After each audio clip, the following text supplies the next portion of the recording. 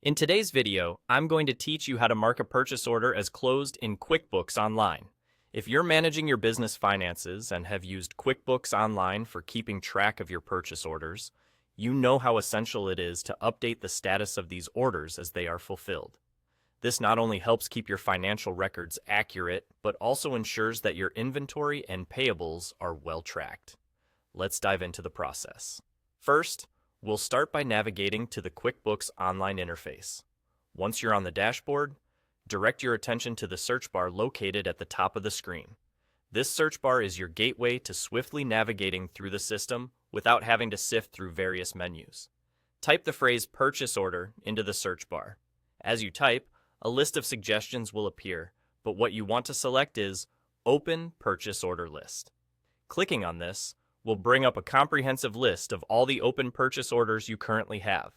Be patient here, as it might take a moment for the list to load, depending on the number of purchase orders and the speed of your connection. Once the list is displayed, scan through it to find the specific purchase order you want to update. Click on the order number, and this will open up the detailed view of that particular purchase order. This detailed view is where we'll make our update. Now that you have the purchase order open, you'll see various fields and options that pertain to that order. Focus your attention on the drop-down menu labeled Purchase Order Status. Click on this menu to reveal the different status options. To mark the purchase order as closed, select Closed from the drop-down menu. This action signals that the order has been fulfilled and all related items have been received and paid for. And just like that, you're done. Simply closing the menu and ensuring the status reflects closed completes the process.